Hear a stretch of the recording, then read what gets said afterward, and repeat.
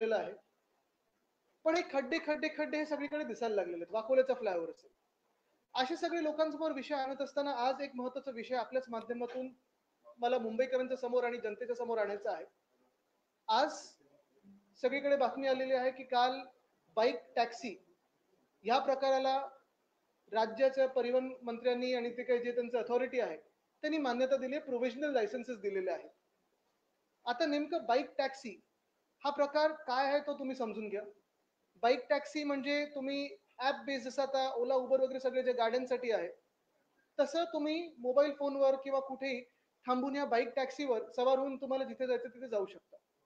आपल्याला आठवत असेल विधान भवनाचं जेव्हा सेशन चालू होतं, अधिवेशन चालू होतं, तेव्हा मंत्री महोदयांनी एक स्टंट केलं होतं, आपल्याला सर्वांना नेऊन ह्या बाईक टॅक्सींवर धाडी टाकल्या होत्या. मग एका बाईक टॅक्सी कंपनीने, म्हणजे मला हसायला एवढं येतं की एवढं ओपन भ्रष्टाचार चालू आहे की एका बाईक टॅक्सी कंपनीने प्रो गोविंदाला जे परिवहन मंत्र्यांचे नातेवाईक लागतात त्यांच्यासाठी चांगली मोठी स्पॉन्सरशिप दिली. आणि आता गोविंदाहून 1 महिना झाला नाहीये, लगेच त्याच कंपनीला म्हणजे रॅपिडो असेल आणि बाकीच्या 2-3 कंपन्यांना लायसन्सेस मिळालेले. बरं, हे लायसन्सेस मिळाले चांगलं आहे, आनंदाची गोष्ट आहे की लायसन्सेस दिलेले आहेत, नवीन काहीतरी एक वेगळा मार्ग येतोय मुंबईमध्ये. पण एका बाजूला आपण पाहतोय की एल्फिन्स्टन पूल बंद करून ठेवलेला आहे, सायन पुलाचं काम झालं नाही, टिळक ब्रिजचं काम चालू आहे, ट्रॅफिकचा बट्ट्याबोळ झालेला आहे, रस्त्याचा बट्ट्याबोळ झालेला आहे. आणि ह्या सगळ्या ह्याच्यात तुम्ही किती टॅक्सी म्हणजे या बाईक टॅक्सी रस्त्यावर आणणार, ह्याचं कुठे काही नियम आलेत का? बाईक टॅक्सी म्हणजे एक रायडर आणि त्याच्या मागे एक पॅसेंजर बसणार. आणि ह्या एका पॅसेंजरसाठी जेव्हा लाखो मुंबईकरांना प्रवास करायचा असेल तेव्हा किती लाख बाईक्स या रस्त्यावर तुम्ही आणणार, ह्याचाही कुठे अजून काही उल्लेख झालेला नाहीये. पण सगळ्यात महत्वाची गोष्ट म्हणजे बाईक टॅक्सी असो किंवा मग सिटी फ्लो सारखे बसेस असतील, ह्या माध्यमातून प्रायव्हेटायझेशन करून भाजपचं सरकार आणि यशस्वी गटाचं सरकार, जे काही ट्रिपल इंजिनचं सरकार स्वतःला मानतात, ते आपल्या पब्लिक ट्रान्सपोर्टला म्हणजे बीएसटीला पूर्णपणे मारण्याचं काम करत आहे. आपण पाहतोय असं काही सगळं काही चांगलं असं नाहीये. म्हणजे एका बाजूला आपण पाहतोय मोनोरेल काल पण बंद पडली होती. मेट्रो जिथे जिथे आता उद्घाटन झाले, 2-4 पावसामध्ये कुठे पाणी तुंबलं, कुठे गल्लीत पाणी तुंबलं, कुठे स्टेशनमध्ये पाणी तुंबलं. आणि हे सगळं होत असताना बीएसटी जी आमचं म्हणजे शिवसेना उद्धव बाळासाहेब ठाकरे पक्षाचं 25 वर्ष बीएसटी मध्ये आणि बीएमसी मध्ये सत्ता असताना फ्लॅट फेअर्सवर बीएसटी चालायची. 5 रुपयात 5 किलोमीटर, 10 रुपयात 10 किलोमीटर, 15 रुपयात 15 किलोमीटर आणि 20 रुपयात तुम्ही कुठूनही कुठे जाऊ शकत होता. पण हीच बीएसटी मारायला भाजपने जो डाव टाकलेला आहे, यशस्वी गटाने जो डाव टाकलेला आहे, त्या डावामुळे आपण पाहत असाल आता 5 किलोमीटर हे 10 रुपयात झालेलं आहे, 20 किलोमीटर रुपये हे 50 किलोमीटर मध्ये झालेलं आहे आणि 50 किलोमीटर हे 60 रुपये मध्ये झालेलं आहे. आधी हेच म्हणजे तुम्हाला 50 किलोमीटर जरी जायचं असेल, 20 किलोमीटर जायचं असेल, 20 रुपयात तुम्ही कुठूनही कुठे जाऊ शकत होतात, परवडणारं पब्लिक ट्रान्सपोर्ट होतं. आणि ह्या उलट आता तुम्ही बाईक टॅक्सी जर पाहाल तर एका मागे म्हणजे तो बाईक टॅक्सीवाला जो असेल त्याच्या मागे एकच व्यक्ती बसेल आणि 1.5 किलोमीटरला 15 रुपये तुम्हाला लागणार आहेत. नेमकं ह्याच्यात फायदा कोणाचा होतोय? हे बाईक टॅक्सीवाले कोण असणार, कुठून येणार, लोक जे वापरतील त्यांचं संरक्षण असेल की नाही, महिला पुरुष दोघांसाठी म्हणजे वुमन सेफ्टी असेल, मेन सेफ्टी असेल. बरं, हे जसं बाईक चालवणार त्यांना हेल्मेट कुठचे देणार, कोण देणार? नो एंट्री मध्ये आता जसं काही काही स्विगी वगैरे आपण बघतो घालतात गाड्या, तसं हे घालणार का? ह्याच्यावर निर्बंध काय किंवा पाबंद काही लावणार आहात की नाही तुम्ही? मला वाटतं हा प्रश्न उपस्थित होतो. दोन महत्वाची गोष्टी आहेत. एक, मुंबईचे जे हाल भाजपने केलेले आहेत, जे ट्रॅफिकचं असेल, जे रस्त्यांचं असेल, त्याच्यात हे अजून मिरची मसाला नाही टाकत ना. आणि दुसरं म्हणजे ह्या कंपनीना एवढं रॅपिडो लायसन्स म्हणजे पटापट लायसन्स, रॅपिडो नाही रॅपिड लायसन्स मिळाले कसे, हा देखील एक प्रश्न उपस्थित होतो. पहिलं हे संपून घेऊया, ह्याच्यावर काही तुम्हाला प्रश्न असतील तर, नाही तर स्पष्टपणे माझं म्हणणं एवढंच आहे की काही कंपन्यांना धाडी टाकल्या गेल्या, नंतर ते स्पॉन्सरशिप मिळाली, नंतर त्यांना लायसन्स मिळालं. चला, तो एक भ्रष्टाचार मी पाहतोय, फडणवीस साहेब काही कारवाई करतच नाहीत कुठच्याही भ्रष्टाचारी लोकांवर, मंत्र्यांवर. पण त्याच्याही पुढे जाऊन बाईक टॅक्सी नेमकं काय साधणार आहे आपल्या शहरामध्ये? तुम्हाला जर वाटत असेल की तरुणांनी भजनवर आता बाईक्सवर यावं, कदाचित ते एक माध्यम असू शकतं. पण ह्याच्या पुढे जाऊन एका मागे एकच पॅसेंजर बसून किती लाख बाईक टॅक्सी तुम्हाला लागणार आहे? मी विरोध नाही करत, पण हे करत असताना माझ्या बीएसटीला तुम्ही का नाही मदत करत? बीएसटीला जी गरज आहे आता बसेस वाढवण्याची, बीएसटीला जी गरज आहे फंड देण्याची, ते तुम्ही का नाही देता? ते सोडून परिवहन मंत्री लागलेत बीएसटीचे डेपो विकण्यासाठी. मग तुम्ही एका बाजूला चलो बसेस की त्या सिटी फ्लो बसेस लावलेले आहेत, त्या तुम्ही पाहाल बीकेसी मध्ये तर भयानकपणे सगळीकडे चालतात, हायवेवर चालतात, सगळीकडे तर ते गल्ली गल्लीत गेलेले आहेत. तुम्ही प्रायव्हेटायझेशन बसेस मध्ये आणताय भाजप सरकार म्हणून, आणि आता हेच टॅक्सी अजून बाईक टॅक्सी वाढवून तुम्ही पूर्णपणे बीएसटी संपवण्याचा प्रयत्न करताय. आणि ज्या शहरामध्ये शेवटच्या म्हणजे लास्ट माइल कनेक्टिव्हिटीसाठी तुम्हाला चाकं लागतात, व्हील्स लागतात, गाडी लागते, बाईक लागते, पॉड लागतो, ते शहर किती भयानक तुम्ही करून ठेवलं असेल, ह्याचं जागतिक अर्बन प्लॅनिंग मध्ये उदाहरण आज हे शहर झालेलं आहे. माझं म्हणणं स्पष्ट आहे की जेवढा भार आणि जेवढं तुम्ही पाठपुरावा करताय, जेवढ्या उत्सुकतेने तुम्ही पाठपुरावा करताय या प्रायव्हेटायझेशनसाठी किंवा बाईक टॅक्सीसाठी, तेवढंच परिवहन खात्याने मदत ही मुंबई महानगरपालिकेच्या माध्यमातून बीएसटीला द्यावी. दुसरी गोष्ट म्हणजे बाईक टॅक्सी जेव्हा आपल्या शहरात येईल, तिथे बीएसटी 5 किलोमीटर 5 रुपयात जात होती, ही बाईक टॅक्सी 1.5 किलोमीटर 15 रुपयात जाणार आहे. मग जर असं असेल तर नेमका फायदा कोणाचा आहे? निकष जाहीर तर करावे. कुठच्या निकष अधीन त्यांनी हे सगळे परवानगी दिलेले आहेत? पुढच्या स्पॉन्सरशिपसाठी किती थर लागते त्याचे बघतात आता.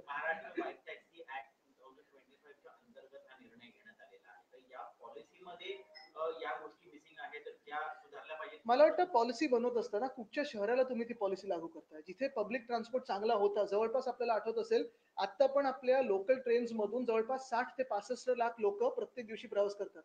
बीएसटी जेव्हा आमचं प्रशासन होतं 25 वर्ष मुंबई महानगरपालिकेत, पीकला बीएसटीच्या जेव्हा मी फ्लॅट फेअर केले होते गेले 5 वर्ष, तेव्हा त्या फ्लॅट फेअरमुळे आणि वाढत्या बसेसच्या संख्येमुळे जवळपास 30 ते 35 लाख लोक प्रतिदिन त्याच्यातून प्रवास करायचे. एवढी संख्या ह्या बाईक टॅक्सी घेऊन जाणार आहेत का? मग मदत तुम्ही कोणाला केली पाहिजे? प्राधान्य तुम्ही कोणाला दिलं पाहिजे? बसेसला दिलं पाहिजे. पण बसेसमध्ये पण तुम्ही प्रायव्हेटायझेशन करताय, इथे बाईक टॅक्सी आणताय, म्हणजे पूर्णपणे मुंबई महानगरपालिकेचं असेल किंवा बीएसटीचं असेल, जे काही नेटवर्क आहे तुम्ही मारण्याचा प्रयत्न करताय, आणि हे अधिकृतरित्या भाजप सरकार करत आहे. नाही, आता या बाईक मध्ये टेस्ला बाईक येणार आहेत का की इथेनॉलवर चालणार आहेत का अजून आम्हाला माहित नाही.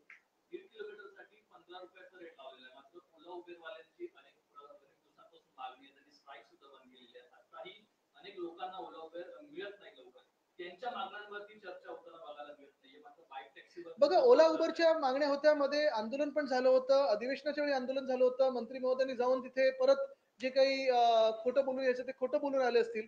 मला त्याच्यात जायचं नाही. माझं महत्वाची गोष्ट हीच आहे की जे मुंबईकरांची हक्काची बीएसटी होती ती तुम्ही मारलेली आहे. ते डेपोज तुम्ही आता विकायला निघाल्यात बिल्डरांना, आणि दुसऱ्या बाजूला सिटी फ्लो सारखे बसेस तुम्ही आणताय, त्या किती लिगल चालल्यात किती इलिगल चालल्यात ह्याची पण माहिती आमच्याकडे आलेली आहे. खोके कुठे कुठे चाललेत ह्याची पण माहिती येत आहे. पण हे होत असताना दुसऱ्या बाजूला एका व्यक्तीसाठी, म्हणजे एका व्यक्ती म्हणजे मंत्री नाही तर ते पण होऊ शकतं, पण एका व्यक्तीसाठी तुम्ही किती अशा बाईक्स लावणार आहेत आणि किती लाख मुंबईकरांना तुम्ही नेणार आहेत? या बाईक्सवर काही रेग्युलेशन असणार आहे का? तुम्ही आता पाहता ते युलू वगैरे सारख्या बाईक्स कशाही कुठेही उलट्या सुलट्या घालतात. कोण पकडतं त्यांना, फाईन मारतं त्यांना?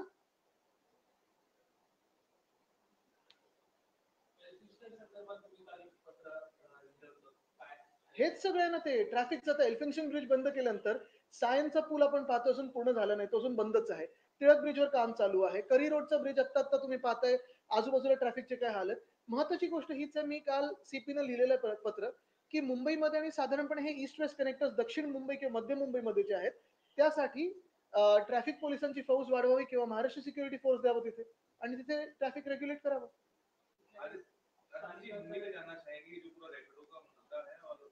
बिल्कुल। ये बाइक टैक्सी का मामला जो है थोड़ा एक अलग धुएं में है। अगर आप देखें तो ये बाइक टैक्सी का मामला ऐसे हुआ था पिछले अधिवेशन अधिवेशन के दौरान, जब सेशन में थे तब मंत्री महोदय ने जाके कुछ रेड्स किए थे।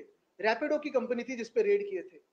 उसी के एक महीना में उसी के एक महीना अंतर में आपने देखा होगा कि मंत्री महोदय के बेटे का प्रोग्राम था, उसी प्रोग्राम को रैपिडो ने स्पॉन्सरशिप दी थी। चलो, एक महीने के भीतर अभी तीसरी बात आती है कि रैपिडो को लाइसेंस मिला है, ओला को लाइसेंस मिला है, उबर को लाइसेंस मिला है। ये लाइसेंस क्यों मिला है? तो बाइक टैक्सी के लिए मिला है। बाइक टैक्सी कई चंद शहरों में है दुनिया भर में, लेकिन जहां पब्लिक ट्रांसपोर्ट जितना अभी मुंबई में डेवलप हुआ होता उतना नहीं है, वहां ये बाइक टैक्सी चल सकती है। मुंबई में अगर आप देखें तो एक व्यक्ति के लिए एक बाइक है, उस पे राइडर होगा जो टैक्सी वाला होगा और आप पीछे बैठोगे। मुंबई में लाखों मुंबईकर हर दिन प्रवास करते हैं। बीएसटी को मार के आप बाइक टैक्सी लाना चाहते हैं, सिटी फ्लो बसेस चलाना चाहते हैं, प्राइवेटाइजेशन करना चाहते हैं। भाजपा की सरकार महाराष्ट्र की जो है वो मुंबई में बीएसटी को मारना चाहती है। यही आज पूरा अगर आप देखें तो इसका रिजल्ट है। पहले पहले बीएसटी के रेट्स क्या थे? 5 रुपए अगर लगे तो आपको 5 किलोमीटर आप जा सकते हैं, 10 किलोमीटर 10 रुपए में जा सकते थे, 15 किलोमीटर 15 रुपए में, और कहीं से भी कहीं तक 15 किलोमीटर से आगे 20 रुपए में जा सकते थे। एक तो बीएसटी में फेयर बढ़ाए उन्होंने। आज अगर आप देखें तो 5 किलोमीटर 10 रुपए है, फिर 20 किलोमीटर 50 रुपए है, और आगे जाना है तो 60 रुपए लगते हैं। और यही बाइक टैक्सी का भी सेम मामला है। बाइक टैक्सी में भी 1.5 किलोमीटर अगर आपको जाना है तो 15 रुपए लगते हैं। तो आप तो एक तो पब्लिक ट्रांसपोर्ट अनअफोर्डेबल कर रहे हो, दूसरी बात पब्लिक ट्रांसपोर्ट को आप प्राइवेटाइज कर रहे हो, और तीसरी बात मुंबई करो के जो हाल करके रखे आपने, फिर वो फ्लाईओवर्स बंद करके हो, रास्तों के स्कैम से हो, या फिर पब्लिक ट्रांसपोर्ट के मार के हो। आप यही चाहती है, भाजपा यही चाहती है कि मुंबई कर अपने दफ्तर ना जाए, मुंबई कर काम पे ना जाए। यही भाजपा के चाल है। अगर रैपिडो टैक्सी की अगर हम बात करें, अगर पब्लिक की भी डिमांड हो कि नहीं रैपिडो टैक्सी आना चाहिए, क्योंकि उबर या ओला जब हम करते हैं तो 3 या 4 लोगों के लिए हमें करना पड़ता है। इंडिविजुअल जो जॉब पे जा रहे हैं, इंडिविजुअल जो एम्प्लॉइज जा रहे हैं, उनके लिए बिल्कुल, और मेरा इसमें विरोध नहीं है, लेकिन एक ही बात मैं पूछना चाहता हूँ आपसे, एक सवाल पूछना चाहता हूँ कि जब पब्लिक ट्रांसपोर्ट, जिस बस में कम से कम 50 लोग जा सकते हैं 5 रुपए में, तो क्यों कोई 15 रुपए भरकर जाएगा 1.5 किलोमीटर? 5 किलोमीटर 5 रुपए में जा सकते हैं। और जो क्वांटम होता है किसी भी अर्बन प्लानिंग, यानी आप देखो इस शहर को कैसे खराब करते जा रहे हैं भाजपा और जो एशंसी गठ है। क्या सरकार निजीकरण करना चाह रही है? बिल्कुल, सरकार निजीकरण करना चाहती है, और अगर आप देखें तो मुंबई को खत्म करना चाहती है।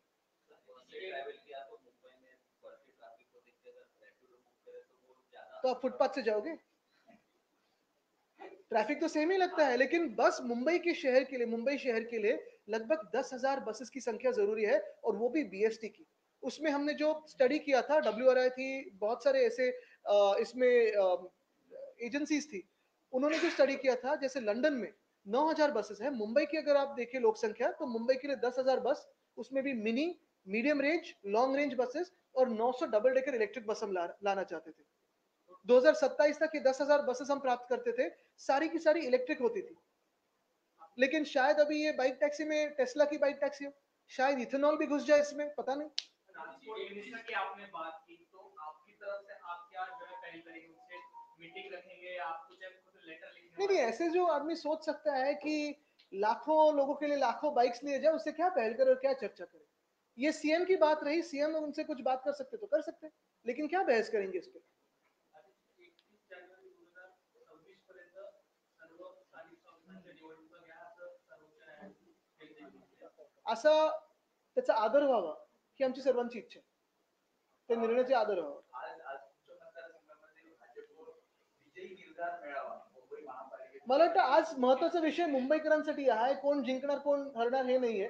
महत्वाचा विषय आज बाईक टॅक्सीचा आहे, आणि जी बाईक टॅक्सी असेल किंवा प्रायव्हेटायझेशन जे होत आहे, पब्लिक ट्रान्सपोर्ट जे मारलं जाते आपल्या शहरामध्ये, त्याच्याबद्दल एकंदरीत आता त्या बेस्टला संपवण्याचा प्रयोग सुरू आहे का? 100% हे आम्ही कधीपासून बोलत आहोत। आम्ही आता परत हे आंदोलन घरोघरी नेणार आहोत, कारण बेस्टची दरवाढ असेल, बेस्टचे बदलते रूट असतील किंवा कमी होणारे रूट असतील, आणि बीएसटीचे आपण पाहत असाल जे बस डेपो आहेत ते पण आता बिल्डरांना विकण्याचा प्लॅन हेच एशनशी गटाचे जे लोक आहेत ते करत आहेत। राज्यावरती कर्जाचा बोजा वाढतोय। गेल्या 3 महिन्यांमध्ये 24,000 कोटींचं कर्ज हे राज्य सरकारवर झालेलं आहे। आतापर्यंत 15 लाख पेक्षा 8 लाख पेक्षा जास्त कोटींचं कर्ज जे आहे ते महाराष्ट्रावर। आणखी योजना येतात, पैशांची खैरात वाटली जाते। योजना तर येतच आहेत, पण त्याच्याहूनही जास्ती जे एस्केलेशन होत आहे, त्या एस्केलेशनचा जरा तो अभ्यास करा तुम्ही। पुणे रिंग रोडचं एस्केलेशन असेल, मुंबईच्या रस्त्यांचं एस्केलेशन असेल, मग परत मुंबई पुणे एक्सप्रेसवे मध्ये तो शॉर्टकट जो आहे तो कधीपासून तयार होणार होता? मिसिंग लिंक किती एस्केलेशन झालंय? मुंबईचं नॉर्थ बाउंड कोस्टल रोड किती वेळा कॉन्ट्रॅक्टर बदललेत, किती वेळा एस्केलेशन झालेलं? संजय मुखर्जी असं म्हणतात की मोनोरेल आता सेवा काही काळासाठी आम्ही बंद करणार आहोत, अनेक अडचणी येत आहेत। त्याच्यावरनं बाईक टॅक्सी चालतील, एकच जाईल त्याच्यावरनं, तसं मोनच आहे ना ते पण।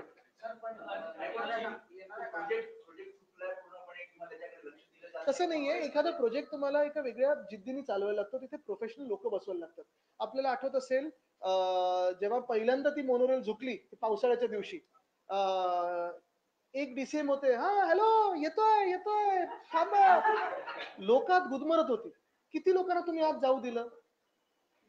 550 लोक त्या मोनोरेल मध्ये घुसले होते डब्यामध्ये.